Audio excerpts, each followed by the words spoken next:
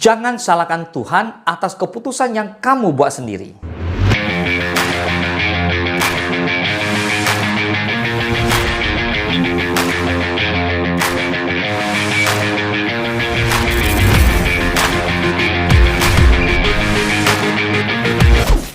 Galatia 6 ayat 7 dan 8. Jangan sesat, Allah tidak membiarkan dirinya dipermainkan. Karena apa yang ditabur orang, itu juga yang akan dituainya. Sebab barang siapa menabur dalam dagingnya, ia akan menuai kebinasaan dari dagingnya. Tetapi barang siapa menabur dalam roh, ia akan menuai hidup yang kekal dari roh itu. Shalom saudara, ada banyak orang yang berkata begini, Tuhan, kenapa hidupku begini? Tuhan, kenapa engkau membiarkan aku gagal? Kenapa Tuhan tidak menolong aku? Namun, jika kita jujur, seringkali masalah yang kita alami bukan karena Tuhan meninggalkan kita, melainkan karena keputusan kita sendiri. Kita memilih tanpa berdoa, kita bertindak tanpa hikmat, kita mengabaikan firman Tuhan. Lalu ketika menuainya pahit, kita menyalahkan Tuhan. Padahal Tuhan bukan penyebab dari setiap akibat yang muncul dari keputusan kita. Hari ini kita akan belajar bahwa Tuhan penuh kasih, tetapi Tuhan juga menghormati pilihan manusia. Yang pertama, Tuhan memberi kebebasan memilih, tetapi kita bertanggung jawab atas pilihan itu. Ulangan 30:19 berkata, Aku memanggil langit dan bumi menjadi saksi terhadap kamu pada hari ini. Kepadamu kuperhadapkan kehidupan dan kematian, berkat dan kutuk. Pilihlah kehidupan supaya engkau hidup, baik engkau maupun keturunanmu. Sejak awal Tuhan memberikan manusia kehendak bebas. Adam dan Hawa boleh taat atau tidak. Mereka memilih melanggar. Akibatnya dosa masuk ke dunia. Bukan Tuhan yang menciptakan dosa, mereka sendiri yang memilihnya. Demikian juga kita, saat kita memilih pasangan tanpa hikmat, pekerjaan tanpa doa, bisnis dengan cara yang curang, hidup dalam dosa, sebenarnya kita sedang menentukan arah hidup kita sendiri. Tuhan memberikan pilihan, tetapi akibat pilihan tetap harus kita tanggung. Yang kedua, jangan menganggap semua kesulitan berasal dari Tuhan.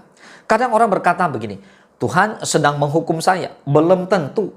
Seringkali itu hanyalah konsekuensi. Contoh, jika seseorang tidak menabung, hidup boros, berutang sembarangan, lalu mengalami kesulitan ekonomi, itu bukan berarti Tuhan mengambil uangnya. Ia sedang menuai keputusan yang dibuatnya. Firman Tuhan berkata dalam Galatia 6 bahwa setiap taburan memiliki tuaian. Tuhan mengampuni dosa, tetapi pengampunan tidak selalu menghapus semua konsekuensi. Yang ketiga, Raja Daud diampuni, tetapi tetap menuai akibat. Di 2 Samuel 12, kita bisa baca sebuah kisah di mana Daud berdosa dengan Batsyeba. Lalu Daud bertobat, Tuhan mengampuninya.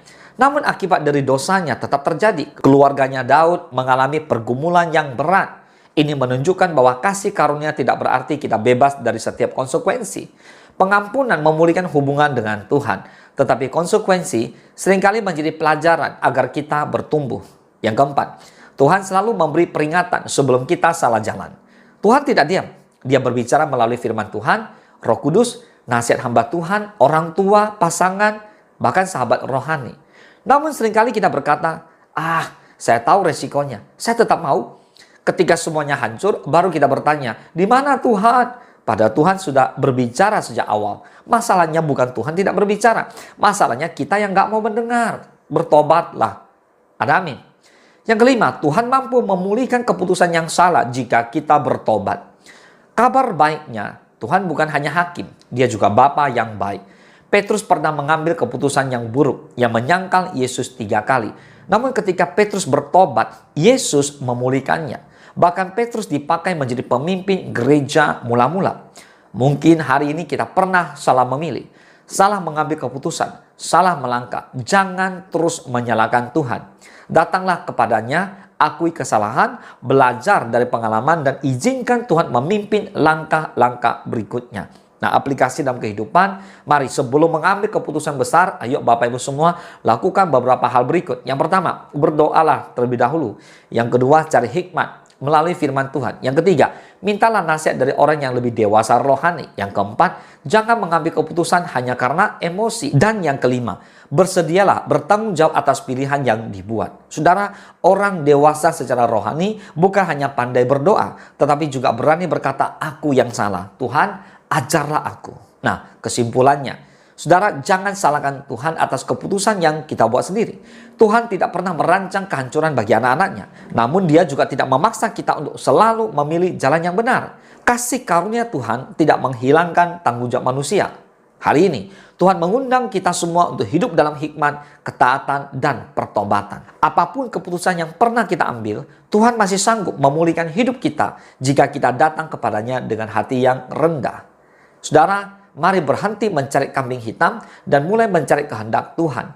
Saat kita belajar bertanggung jawab atas pilihan kita dan menyerahkan masa depan kepadanya, maka Tuhan akan menuntun setiap langkah kita untuk pemulihan dan kehidupan yang sesuai dengan rencananya Tuhan. Boleh katakan amin. Tuhan Yesus memberkati.